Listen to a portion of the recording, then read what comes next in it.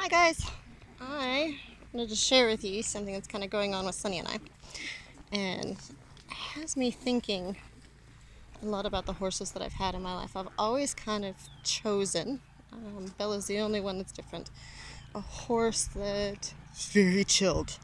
I like my chilled out boys. Now, really chilled horses that kind of, they just kind of plod along, like kind of have an Eeyore complex, sometimes are really frustrating animals to have.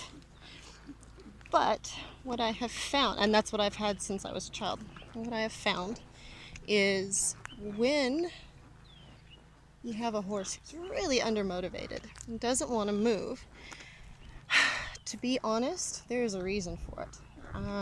It's not just that they're low energy, it's not that they're trying to be stubborn, it's not that they're trying to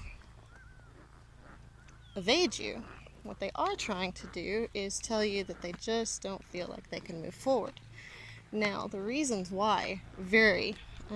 This morning with Sunny, he has a quarter crack that we're working on, and he has some really high bars.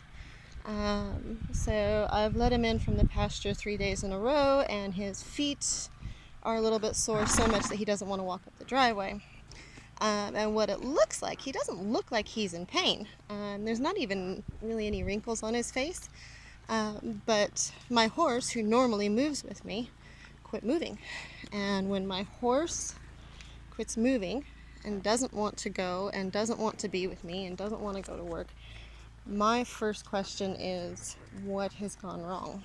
Now, I'm keeping our sessions light and fun, and he always looks forward to coming into the arena. Right now we're working on patterns for progress, working on building circles and getting to elope.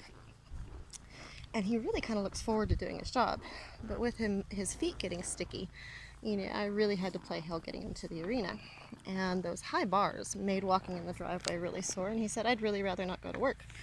And when my horse really would rather not go to work, we've got to start looking at other things.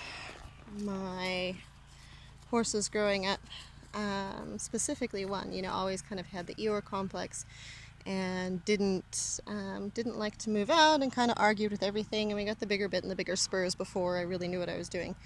And the truth is his feet were bad, his saddle didn't fit well, and he didn't really enjoy the process because he was in pain.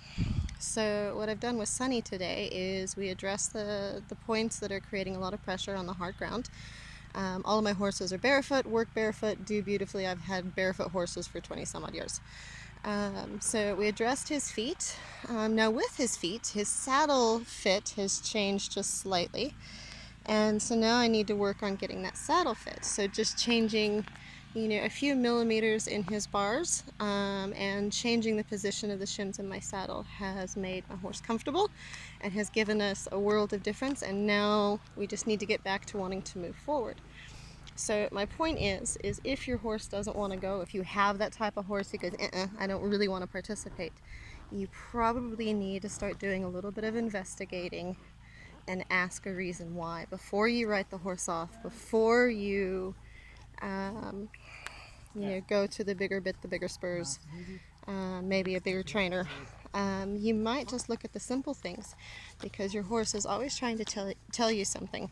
And I think it's a very valuable lesson. And so thinking about that this morning, I think back to all of the horses that I've had that eat or undermotivated type of horse. I could have saved myself a lot of frustration over the years by checking out those little things and really paying attention to the small details. And I could have saved myself a whole lot of work, a whole lot of heartache, and probably had healthier horses there. So that's what I'm offering to Sunny now. That's a change that I'm making in my life.